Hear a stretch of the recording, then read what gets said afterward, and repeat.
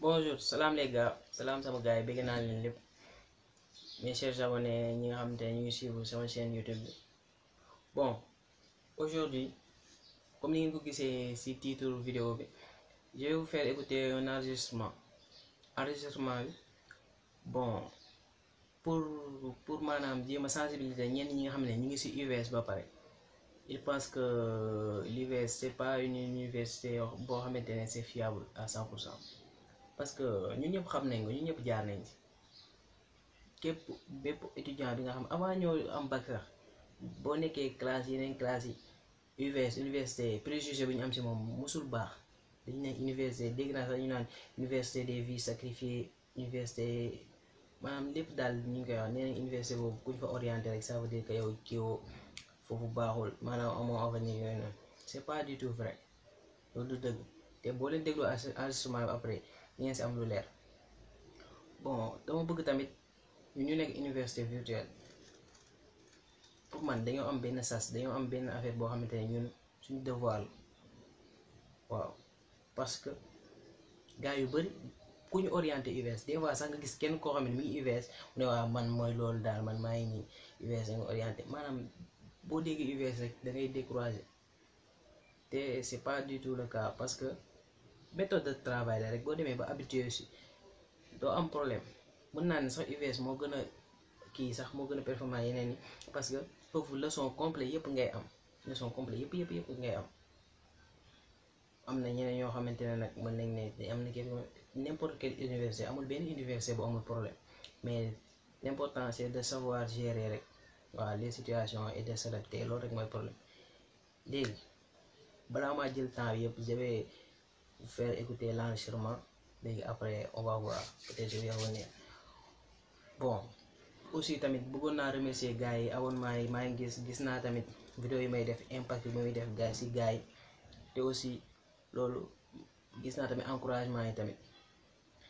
Si vous avez tamit d'autres questions yi nga xamante ne ci yeneen vidéo yi ma jot a def jotut a leer ci explication mun ngeen ma ko signaler en commentaire. Mun ngeen aussi tamit bàyyi naa sama numéro WhatsApp foofu mun ngeen ma contacter foofu en PV mën naa leen expliquer yenn affaire léegi bon on va passer à l'action léegi écoutez l'enseignement comme ça peut-être ça sera une source de motivation ngeen xam ne tamit université bi ngeen nekk nii nekkul n'importe quelle université du futur la sax mën naa wax.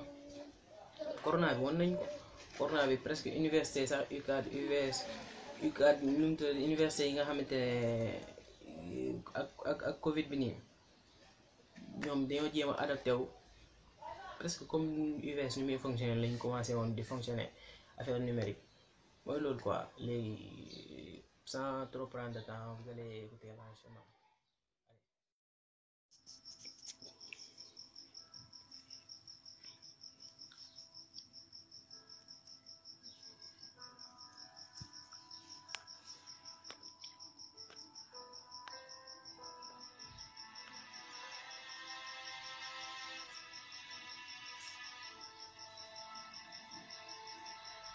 UVSois, nous devons nous donner les moyens de réussir. UVSois, nous devons songer à notre avenir. Nous avons subi et nous continuons de subir la stigmatisation, les discours négatifs qui sévissent de la bouche de ceux qui ignorent réellement les réalités de notre grande et belle institution. Il est temps de s'assurer et de s'assumer. D'une part, s'assurer car nous avons fait le meilleur choix. Nous inscrire à l'UVS et ce malgré les commentaires décourageants et déstabilisants des autres. Qu'il s'agisse des mots entendus venant de nos proches, des amis, des frères, des sœurs, des membres de notre famille. Bref, ce fait, nous l'avons tous vécu. Ainsi, nous devons nous assurer que notre réussite, quelle qu'elle soit, ne dépend que de nous-mêmes et non de l'université. D'autre part, nous devons assumer la grande responsabilité de notre décision.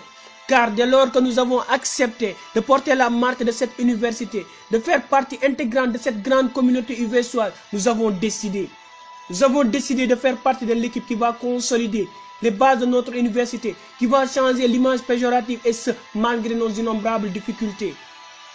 Je ne suis pas de ceux qui se voilent la face et qui refusent d'admettre la réalité. La réalité est la particularité de l'université virtuelle du Sénégal. qui, loin de ressembler aux universités classiques, propose un enseignement basé sur le modèle du numérique. Par ailleurs, le constat est clair qu'aujourd'hui, le discours n'est plus le même. Depuis que le coronavirus est venu s'installer dans nos vies, les autres universités publiques comme privées ont toutes pendant un moment adopté le modèle de l'UVS. Et mieux, l'université Cheikh Anta Diop de Dakar UCAD a décidé d'adopter un système dit bimodal qui fonctionne à la fois avec des cours en présentiel et des cours à distance. Toutefois, je suis de ceux qui croient et qui affirment qu'on peut participer au changement, à l'amélioration de nos conditions d'études. Et je ne dis pas changer, ni révolutionner, je dis faire évoluer, faire progresser. Les problèmes sont des défis et nous sommes capables de les relever. Cela, nous devons y songer sans cesse, administration comme étudiants, car en pareille situation, tant que le possible n'a pas été fait, le devoir n'est pas rempli. Non, vous n'avez rien fait. Tant qu'il y a au sein de l'UVS des étudiants qui, après 5, 6, 7, 8 années d'études, sont toujours en cycle de master, vous n'avez rien fait. Tant que des étudiants de l'UVS ne sont pas fiers de cette université, vous n'avez rien fait. Tant que ceux qui sont en âge de travail ne trouvent pas de travail, vous n'avez rien fait. Tant que le problème du retard des bourses subsiste, vous n'avez rien fait. Tant que le problème des zéros définitifs n'est pas encore réglé, vous n'avez rien fait. Rien fait. Aussi, chers camarades étudiants, nous ne pouvons rester indifférents devant l'hypocrisie et l'absence d'honnêteté de certains étudiants qui, sans jamais se soucier véritablement de nos difficultés, se cachent derrière leur clavier pour clamer injustice. Une université de qualité ne peut provenir que d'un travail sérieux, de la volonté d'une administration soucieuse et de la détermination d'étudiants audacieux et conscients. À nos administrations centrales comme locales, il faut nous doter de moyens. Si vous n'en disposez pas, demandez à nos gouvernants, car c'est pour cela qu'ils ont été élus, et vous, responsables de nos administrations choisies. Je n'ai jamais partagé l'idée qui dit que la création de l'UVS était justifiée par le nombre pléthorique d'étudiants qui devaient coûte que coûte être orientés. Non, je suis toujours animé par celle de dire que c'est pour réformer, adapter notre système de l'enseignement supérieur que l'UVS a été pensé et mis en place par le gouvernement sénégalais. De grâce, chères autorités, ne donnez pas raison à ces gens qui disent que nos vies sont sacrifiées. Loin d'y croire, nous UVSois gardons espoir et faisons confiance à votre bonne foi et à votre désir réel de vouloir soutenir l'enseignement supérieur. Mamadou Lamine Diallo, étudiant en licence 3 en sciences juridiques à l'Université virtuelle du Sénégal, rattaché à l'espace numérique ouvert de Keur Massar.